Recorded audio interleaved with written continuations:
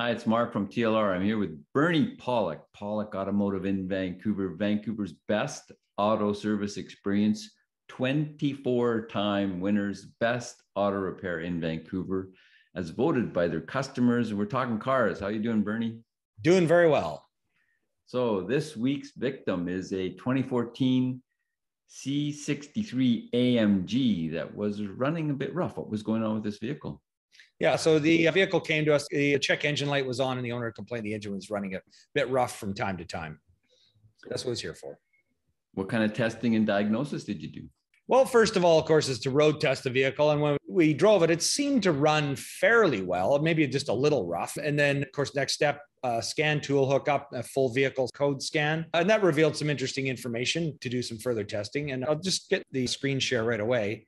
So there's our G63. This is the scan report. This is the engine fault section. So you can see that there's basically 7 faults for the engine. There's a number of other things. Any European car will always have a whole bunch of faults. If it works perfectly well, if you scan it every 6 months, you'll find there's something going on with this and that. But usually engine issues, we take them more seriously than, say, a lot of the body control issues, which may be a slightly low battery or some little glitch happened. But a couple of interesting points here. Now, a lot of these codes, it'll say whether it's stored or current. And as I mentioned, it seemed to be running sort of well. All these 7 faults on this list here, they all say stored. But this top one is interesting. Actuation of ignition coil 1 is an electrical fault or open circuit. That's, of course, something that usually indicates the coil is bad. Not always. It could be a wiring issue, but most of the time we find that's an issue. And then, of course, cylinder 1 is a misfire. Could be the coil. Then 7 and 8 cylinders also had some misfires. Plus, there's a random misfire code down here, this P0385. And then some emission gas tank cap missing. Maybe the owner at some point had not put the gas tank cap, which isn't going to cause any performance issues. So these are the codes we had to work with and the place to start. And so that was basically where we started our diagnosis. We pulled the coil out, did a visual inspection, swapped coils around, which we often do, visually inspect the spark plugs, which looked okay. But, the vehicle is 7 years old. So spark plugs don't need to be replaced at 7 years, but kind of getting on, with all these codes could have been an issue. Was this a high mileage vehicle?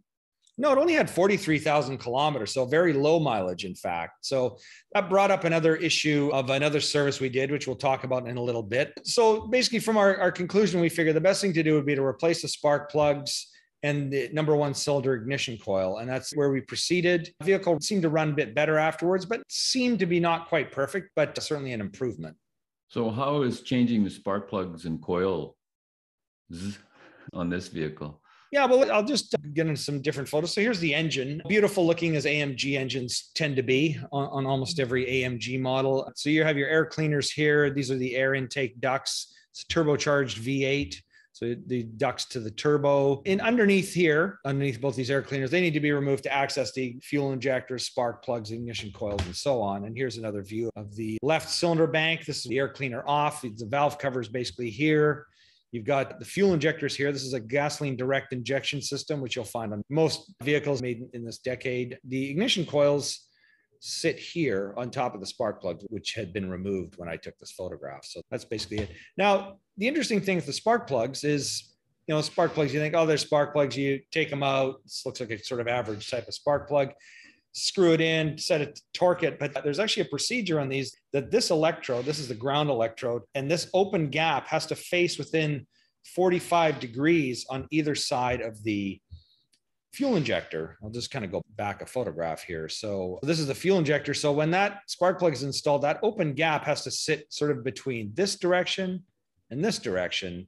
And so we had to mark our sockets and make sure that when it was torqued, that was within that spec. And we opted to get the actual genuine Mercedes spark plugs so that, it would, for sure, I mean, they're made to fit the vehicle, even though they're not made by Mercedes, either made by NGK or Bosch for sure. But just to make sure there was 100% fit. So we verified that was all good in doing it. So that's a little bit of an unusual techie kind of thing on this engine. So have you ever seen that before, that kind of precise spark plug alignment on another engine? The only other engine I know of, and there's probably more of them than I know, but the Honda Insight, the older Honda Insights, those kind of ugly looking hybrids, unless you really like the look of them, but I kind of find them ugly. The spark plugs on those actually are indexed, and they actually have a special code number on each spark plug. There's I believe, one of 3 different types, so they'll actually align properly. So they obviously don't machine everything quite as precisely as Mercedes has done. So you have to know when you take the spark plugs out, you have to be really careful to know which coded spark plug it is so you get the right one in. But that's the only other engine I know of, but there might be more. I mean, obviously more of these AMG, these engines have that same precision too. So you did some other service on this engine. What did that entail? Yeah, so the other service we did, I mentioned, is gasoline direct injection. And so we did a GDI cleaning service, which is something we'd recommend doing about every 2 to 3 years, every 30, 40,000 kilometers on any engine like that. It's important for the performance of the engine and longevity of the engine. And it can really fix little subtle misfire problems and rough running. So we figure, especially with this vehicle, 43,000 kilometers is not a lot on a 7-year-old vehicle. It's driven very little. So it's probably had a lot of cold trips, not really warmed up. The oil has not been changed as much as it probably should have. So that can contribute to deposits on the valves. And how do those deposits affect the engine performance? Well, as I mentioned, it can cause misfires. It can cause, hard starting issues, little subtle problems. We find a lot of times, engines that develop little subtle things where, maybe the car just doesn't feel like it did when it was new. Like it doesn't quite start as fast or run as smoothly, or there's little times where the performance is lacking, maybe a little hesitation. That can be from carbon deposits on valves. And if it gets really bad, it can cause some really severe performance issues, even to the point of actually damaging valves or valve seats. But, usually by that time, you'll notice something really wrong.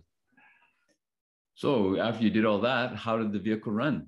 Good. It ran really well. I mean, it's a bit of a stumbly, rough engine. It's very a high performance engine, twin turbos, AMG high performance, over 500 horsepower version. So it has a kind of a little rough feel to it, just slightly on sort of at the bottom end, which is, I think, normal. But yeah, it ran great. Lots of, insane amount of power in a utility truck. But yeah, it was good. So these G63s are unique, very expensive vehicles. How are they for reliability, and what are your thoughts about them overall? Yeah, they're a very high priced vehicle. I'll just go back to a couple of pictures I want to kind of share on some stuff. So yeah, we'll talk about the picture in a sec. But yeah, I mean, a very high priced vehicle to buy new, and they hold their value really well in the used market, which I'm sort of thinking, what vehicle does this compare to? And it's kind of like a Range Rover in some ways. I mean, it's that similar kind of market. It's a luxury utility vehicle, but this is a much rougher type of vehicle. And, Range Rovers depreciate at a much more substantial rate than these. So, I mean, that's one thing to say about them. But this is quite a utility vehicle. I mean, so getting into thoughts on the vehicle, I mean, this is a picture of the front differential. This is a solid beam axle. I mean, I don't know anyone else who sells a vehicle like this anymore. It's got the ball knuckle for the 4-wheel drive. It's got a recirculating ball, like a steering box, basically with steering linkage. So this is very crude technology. I had a 77 Toyota Land Cruiser. This is very similar. But what I will say about the G-Wagon, it sure rides a whole lot nicer than an old Land Cruiser. That thing really bounced. They've got the suspension much more nicely dialed in. But I mean, I think there's a lot of things about these vehicles that are really, they're rough in utility, and they don't really suit being an AMG just with the power and performance. It's kind of overkill. I mean, things like these differential locks is never used on paved roads. Well, a lot of these vehicles will never go off-road. Most people, we see a lot of them around Vancouver. A lot of people, they'll never go off-road, but it's certainly built. If you want an amazing off-road vehicle, this is definitely one to choose for sure. Tough, durable, but with chrome side pipes that come out under running boards and beautiful alloy wheels, it could be, too nice of a vehicle really to take on any kind of rough roads, at least the kind I like to. A good vehicle, solid. I love the way the doors open and close too. When you close the doors, that's a quality vehicle. And reliability? Yeah, good. It's a Mercedes, so you'll spend more money on repairs and maintenance, and things are finickier, but overall, it's a vehicle that'll last a long time, and they're tough. I mean, there are tons of G-Wagons around that have been, before they were kind of regularly imported into North America, they've been around for decades before that, and still tough and reliable. So good vehicle. Therefore, if you're needing some service for your AMG product in Vancouver, the guys to see are Pawlik Automotive. You can reach them at 604-327-7112 to book your appointment, or you can book online at pawlikautomotive.com. Check out our YouTube channel, Pawlik Auto Repair. Hundreds of videos on there, as well as on the website. There's hundreds of blog posts, including the transcripts. We've been doing this for 10 years, literally close to 1,000 videos on all makes, models, types of cars, types of repairs. And of course, we really appreciate you listening and watching. Thanks, Bernie. Thank you, Mark. And thanks for watching.